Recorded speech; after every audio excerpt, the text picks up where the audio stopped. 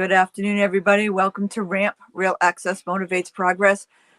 It's been a while since I have come live, but we have decided to come live today to give you some updates, talk about our ribbon cuttings and our year-end initiative.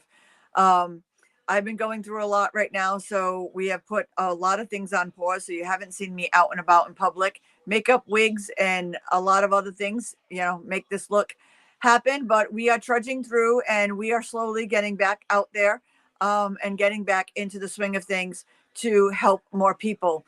So we had the opportunity to do this incredible discussion at Rhode Island College this weekend, where I got to talk to hundreds of students talking about disability and advocacy and activism. That was an amazing journey that I got to talk. I was the only speaker. I got to speak to them for about 2 hours. And I'll tell you, it was truly a blessing to be able to do that. We have had 3 ribbon cuttings this week that has made my heart so big. We created a table in conjunction with the Steelyard. They made my vision come to life.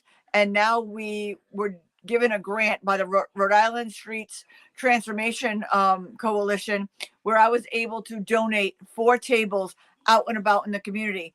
So our first ribbon cutting was at Deerfield Park in Smithfield. It went tremendously. We had all 39 cities and towns write us a letter of why accessibility was important to them.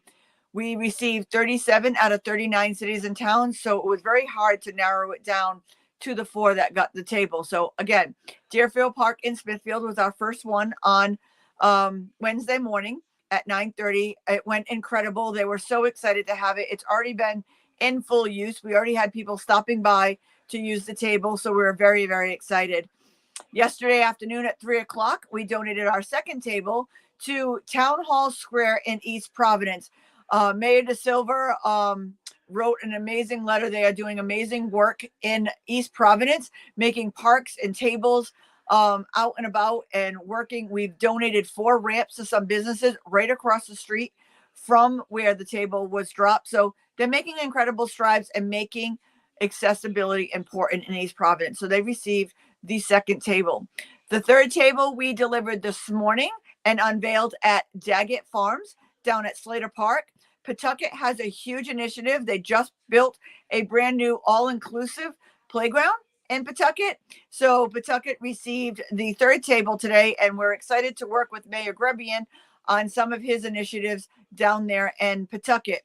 And the fourth table will be unveiled, one that's near and dear to me, the Veterans Home in Bristol. And we're unveiling that table on Veterans Day at their big ceremony at 2:00. So if you want to come down on Saturday at 2:00, it is open to the public. See all of the veterans, thank them for their service, and come down and see the Tina's table that is donated to them. Theirs is a little different.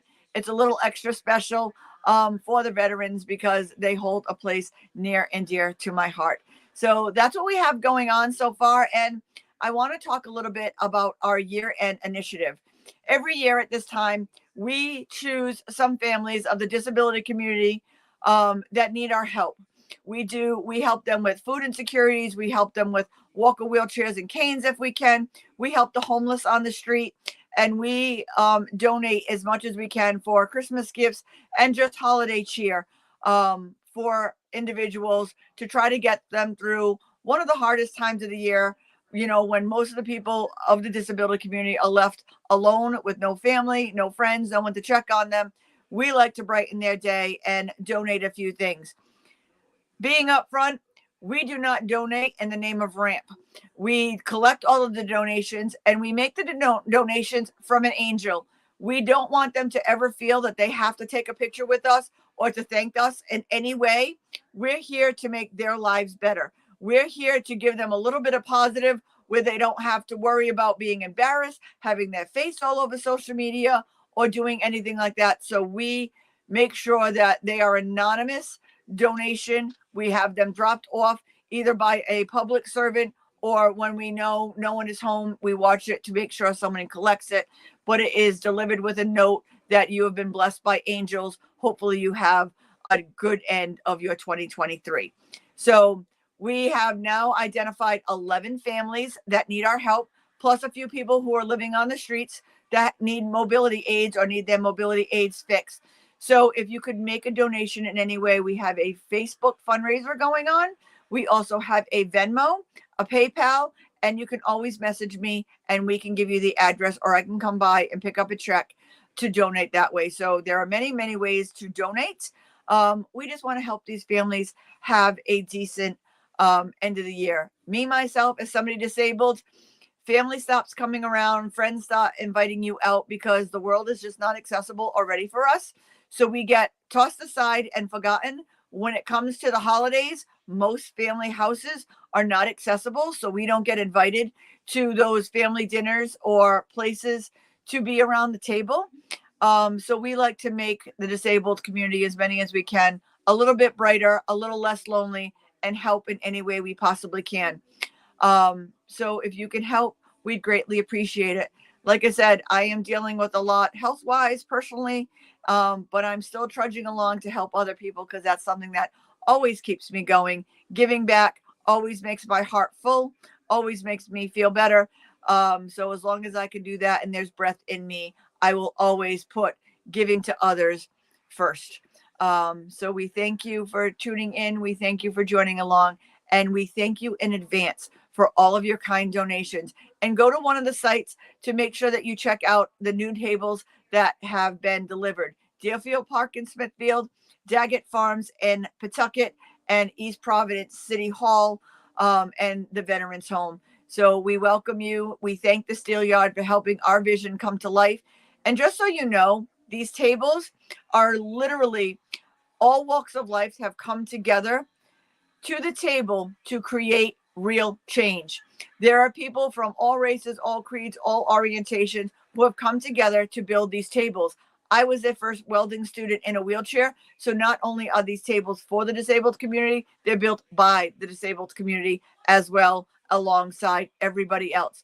So these tables are a beautiful art thing. They are, inclusive to everybody, and they truly are the idea: inclusion, diversity, equity, and accessibility.